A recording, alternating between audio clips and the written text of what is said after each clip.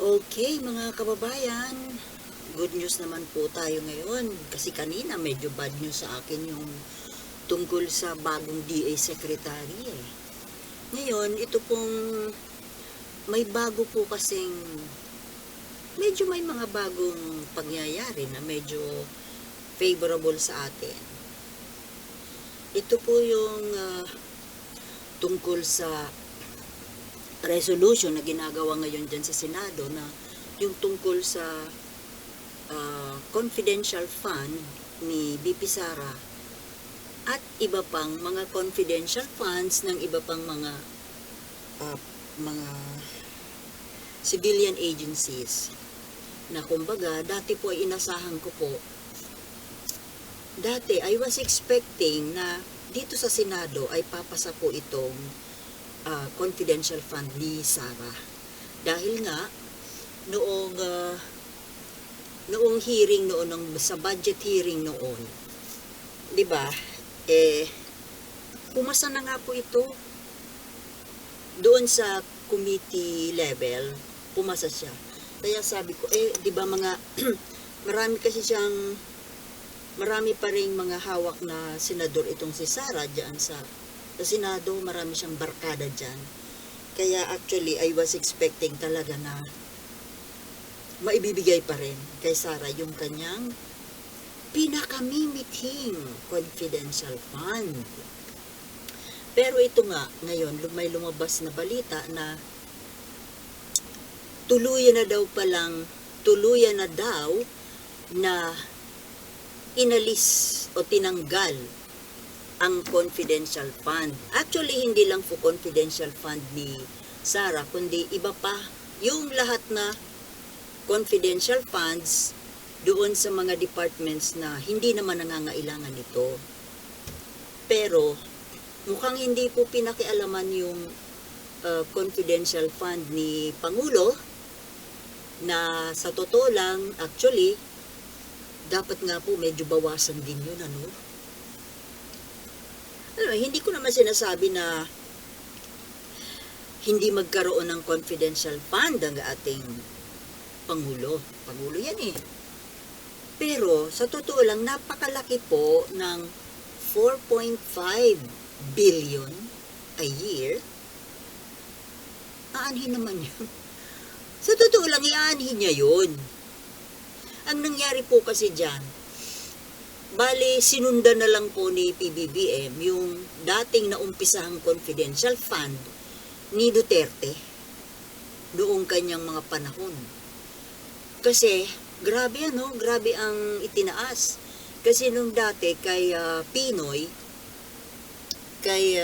Pinoy was 500 million lamang po every year. Pero nung pumasok itong si Duterte, sus Maria Josep, from 500 million, naging 4.5 kay Duterte. Every year yun, ha? Grabe, di ba? Tumaas ng hindi man lang dinoble, kundi tumaas ng ilang porsyento ba yun? Ngayon, yun na rin po tuloy ang sinundan nito ni Pangulong Marcos. Ito nga po, napakalaki po, sobrang napakalaki ng 4.5. Pwede naman siguro gawin na lang natin na 1 billion or 1.5. Pero wag namang 4.5, Mr. President. Kasi kailangan po natin yan doon sa kagaya ngayon. Buti na lang po. Buti na lang. Thank you, Lord, na nakapag-isip-isip itong Senado na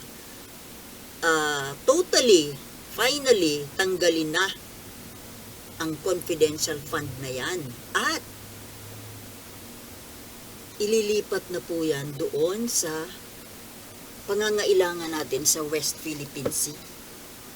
Yung gagawa daw sila ng defense program, defense industry.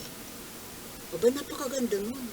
Siguro, tayo na po yung magpuproduce ng ating mga eroplano, mga ating mga barko, mga submarine, mga mga armas.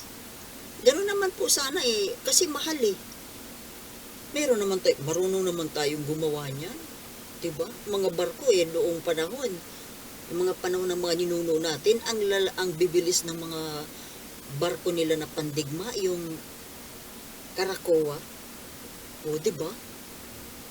At ngayon nga, ako although natautuwa na, ano ba naman to? Pasaway man itong sakit sa bangs. Although ako natutuwa doon sa ginawa ng Senado, may halo pong pagtataka. Ikaw naman, Sultana, huwag mo nang haluan ng intriga. Iniintriga mo pa Oo nga iniintriga pa kasi. Buti nga yan, pumayag na, di ba? Na mawala na mapunta na sa dapat tamang kalagyan, yung confidential fund na yan. So now, para kasing, grabe talaga yung pagtataka ko kasi, ang may programa po nito, ang may author ng resolution na ito ay una, yung mga barkada ito ni Sara Duterte. Si Jinggoy, si Bong Revilla, si Amy Marcos na pro-China, si Tolentino, si Villanueva. Lahat po ito mga pro-Duterte ito Pero alam nyo, kung sakaling ipinasa pa nila yung confidential fund ni Sara na yan, talaga magagalit po ang taong bayan. Magagalit. At malabo na yung mga magre-re-election yan dyan sa 2025, baka malabo. Maaaring ginagawa lang po nila ito dahil sa 2025 na senatorial elections. Pero di bali, okay na yun. Okay na. Pero kuy daw po tayo huwag po tayo magpapaniwala dito sa mga lumalabas na mga kambyo-kambyo na yan. Yung mga kambyo ng mga boses na kumambyo na, kagaya ni Harry Roque, si Butanding Roque. Kumambyo na, ngayon pro-Pilipino na. Hindi na, medyo, ano na siya tumataliwas na sa dati niyang paninindigan na pro-China. Huwag ko'y maniniwala dyan. Hindi ako maniniwala. Etching lang yan. Kasi, bakit kamo? Strategy lang nila yan.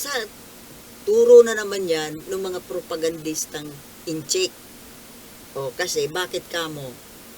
Kasi, alam nila na nagagalit po yung taong bayan. Diyan sa mga pro-China pronouncements na yan. Nagagalit yung tao. Sila rin, maapektuhan din yung kanilang mga political career nila, di ba? Kaya ngayon, nagbabago sila ng change of,